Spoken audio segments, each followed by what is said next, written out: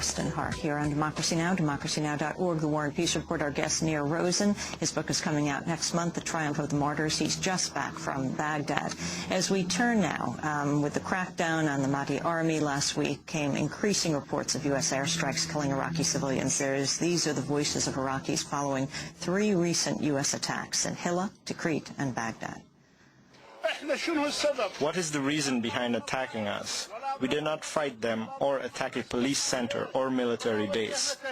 We did not threaten anyone or participate in demonstrations. No military actions in our area. Those are 5 members from my family whom I should recognize. It was so hard for me to recognize them as the bodies were charred. This is the American democracy. This is the human rights that Bush has called for. We condemn the U.S. forces. They raided houses at midnight, exploding doors of houses and roofs. Houses of peaceful families. They raided them for the sake of nothing, arresting women. They are believers in democracy, as they say. So why did they do this? Nir Rosen, your response. Just mind-boggling. 5 years after a war, what we call a war of liberation, which was, we were told to liberate the Shias. We're bombing Shias. We're bombing Shia areas throughout Iraq, killing Shia civilians. I mean, clearly it's been a complete catastrophe, and the U.S. continues to kill Iraqi civilians. There's this idea now that the Americans are just beat cops patrolling Iraq streets, separating the 2 sides. That's not true. Every day they're killing Iraqi civilians. They hold 24,000 Iraqi civilians in American prisons, at least 24,000. They haven't been charged with any crime or found guilty of any crime. They can be held for years. They're not handed over to Iraqi authorities, which actually is a good thing because they'd be treated much worse in an Iraqi prison.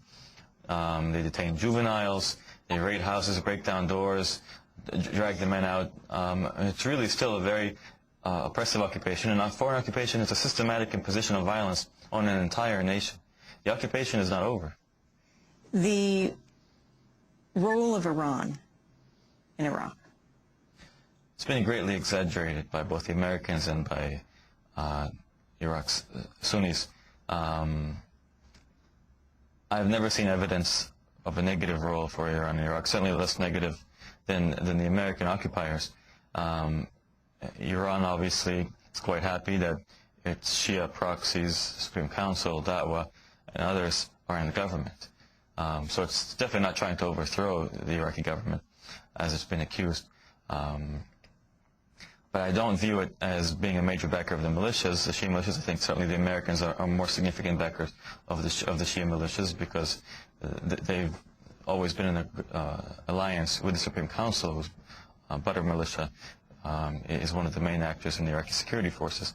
And Sunnis throughout the Arab world like to accuse all Shias of being Iranian. So in Lebanon, where I live, you hear Sunnis saying Hezbollah are Iranian agents. You hear President Mubarak of Egypt calling Shias 5th columnists for Iran. You hear King Abdullah of Jordan talking about a Shia crescent and also promoting these conspiracy theories about Iranians trying to take over the Sunni world. I want to ask you about the presidential candidates and the Iraq occupation. Speaking on the 5th anniversary of the invasion, Senator Clinton seemed to sum up the view of the Democratic leadership that Iraqis should take responsibility for themselves now that the U.S. has given them what she called, quote, the precious gift of freedom. I have been outlining plans as to what we can and must do to begin bringing our sons and daughters home. I am convinced that we can start within 60 days and do it in a responsible and careful manner, recognizing that the Iraqi government has to take responsibility for its own future, that we have given them the precious gift of freedom, and it is up to them to decide whether or not they will use it. But we cannot win their civil war. Hillary Clinton, Senator Barack Obama, and John McCain, and you've been in Baghdad. Have you been following, and what have you observed?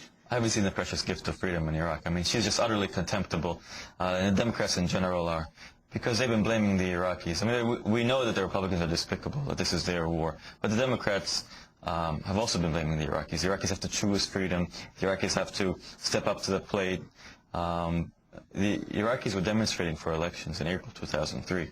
I was there, and many other journalists saw this as well. We denied them freedom. We denied them sovereignty. We denied them their own government. We imposed a series of dictators on them. Garner, Bremer, Alawi. We created a civil war in Iraq, or at least we caused it. Iraq, a country that had never experienced a civil war. We did that to them. This isn't like Rwanda, where we can just say this Hutus and Tutsis were killing each other. We had nothing to do with it. We did this to Iraq. A precious gift of freedom. There's freedom to kill whoever you want. There's freedom for militias.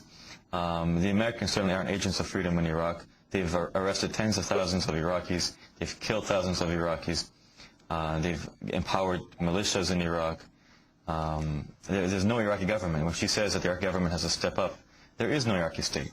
It provides no services. You have various militias in charge of various ministries. They're weak. No electricity, no power, no security, no health services. It's a failed state. It's Somalia with different militias controlling different areas. Nir Rosen, we're going to leave it there. I want to thank you for being with us, freelance journalist, fellow at New York University Center for Law and Security. His new book, well, it's coming out in a second edition, The Triumph of the Martyrs, A Reporter's Journey into Occupied Iraq. His latest article is The Myth of the Surge in last month's Rolling Stone magazine. This is Democracy Now!, democracynow.org, the War and Peace Report.